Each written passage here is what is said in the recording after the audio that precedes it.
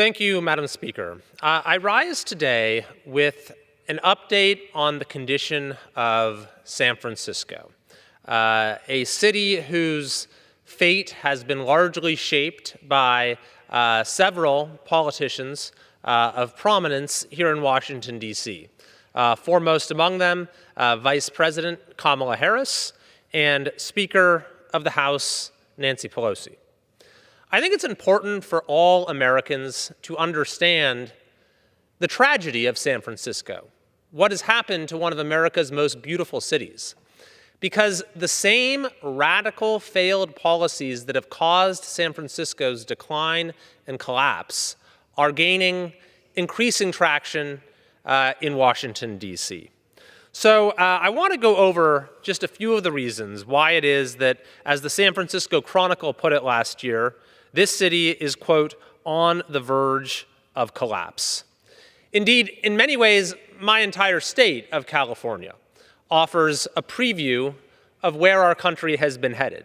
But San Francisco offers an even starker warning. It is the part of our state where failed policies, radical politics, and public corruption are in their most advanced stage, and where residents are most rapidly fleeing.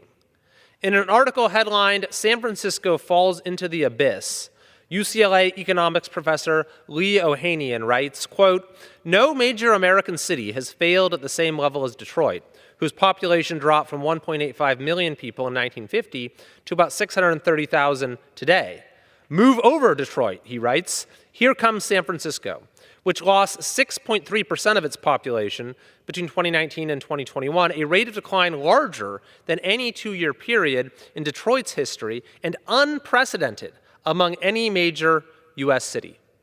The city is declining faster than any major U.S. city in the history of our country. And the reasons are not a mystery. Foremost among them are crime, drug addiction, homelessness, waste, unaffordability, failing schools, all a result of failed governance. So let's just start with the crime situation in San Francisco, which is a city that has had a progression of self-described progressive prosecutors, starting with now Vice President Harris, who has used that term to describe herself, progressive prosecutor, followed by others in her mold, George Gascon, and then Chesa Boudin, who was ultimately recalled from office by voters. Now, on a state level, California law has essentially legalized many forms of crime, making theft of merchandise below $950 a misdemeanor, as well as the possession of even Class A drugs. In practice, this means offenders are rarely, if ever, prosecuted, and in many cases, businesses have stopped even reporting losses.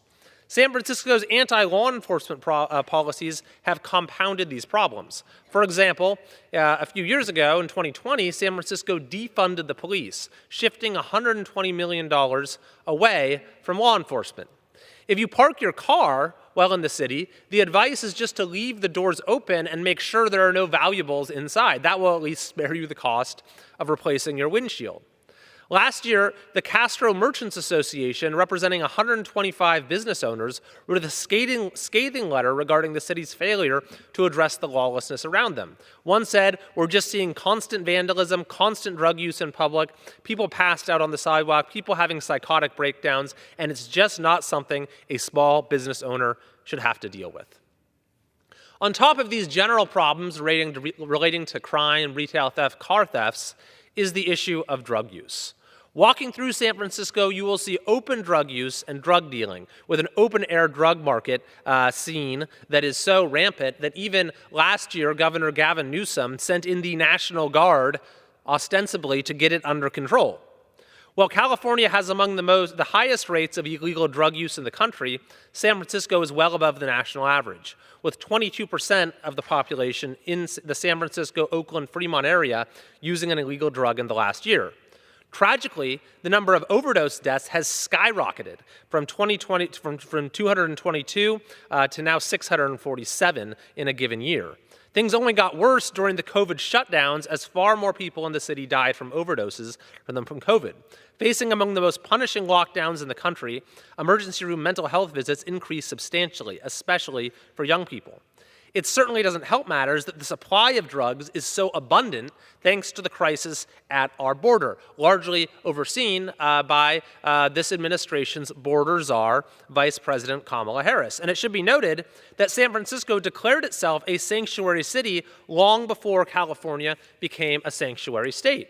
On that note, the current vice president also played a starring role when she was district attorney, abiding by the city's sanctuary policies.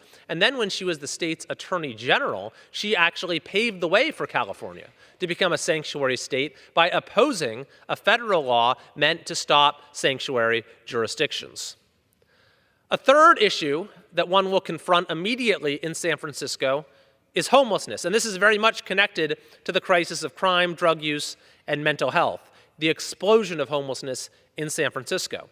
Once again, while California leads the nation in homelessness, San Francisco is worst of all. Between 2005 and 2020, the number of homeless increased from 5,404 to 8,124. During that same period, homelessness declined significantly nationwide. Within a 3-year span, complaints of homeless encampments to the city's 311 line increased from 2 to 62 each and every day.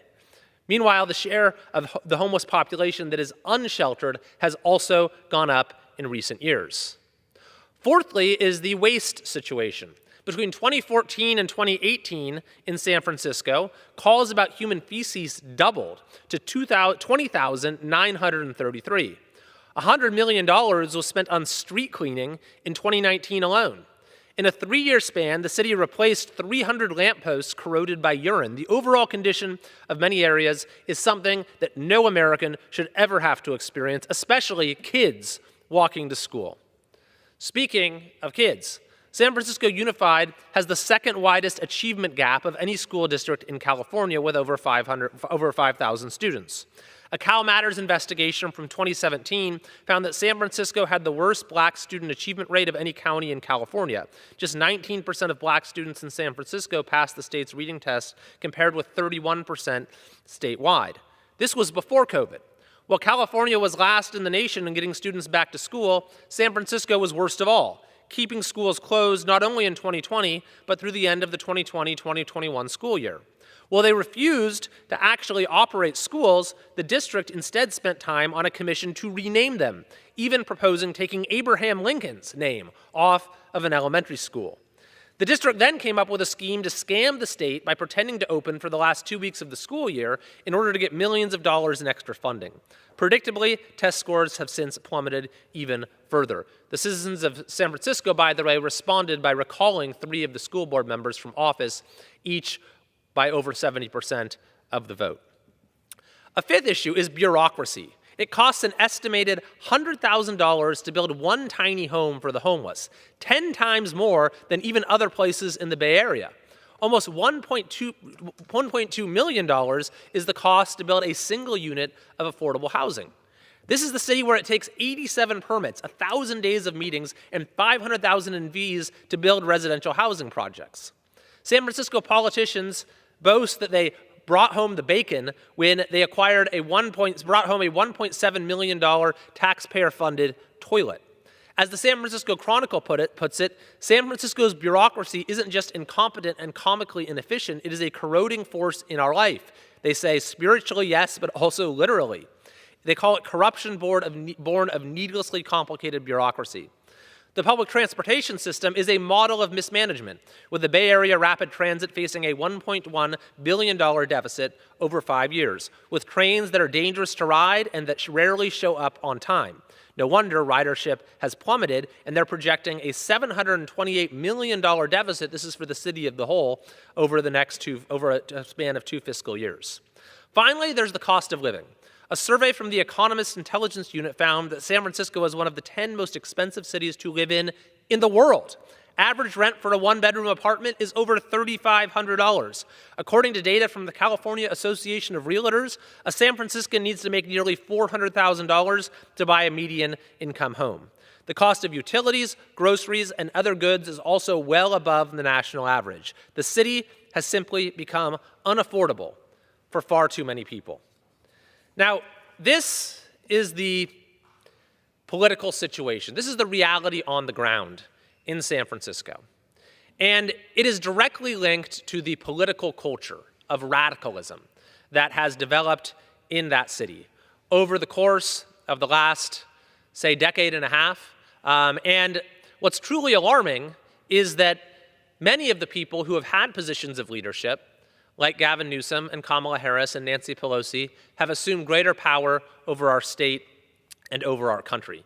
Indeed, California has seen its own population decline significantly. In fact, we led the nation in outbound U-Haul rentals over the course of 4 years, as you saw many of those problems I just discussed for San Francisco start to become problems for the entire state and are indeed now starting to become problems for the entire country. Now, I personally believe it's not too late to turn that particular city around. And for proof, you can look at the communities of my district. While California as a whole is declining, and 53 out of 58 of its counties are declining, the vast majority of my district is growing. Placer County and Folsom, for instance, are growing as much as anywhere in the state. Our communities are rated among the best in California to live, raise a family, and retire.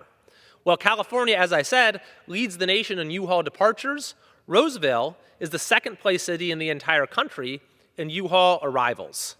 Many of the people leaving San Francisco, in fact, come to my district for safer communities, a more affordable cost of living, better schools, and an overall quality of life. We still face headwinds of misguided policies enacted at the state level, but we strive to use the tools of local governance and community partnerships to do what is best for our citizens. This is the model that our state should strive for, and it's the model that many other states are following. And it's the model for our country to reverse the policies that have gotten us so off track in 3 years. If we are going to get ourselves back on the right trajectory as a country, then we should indeed look to San Francisco as a model. But it is a model of precisely what not to do.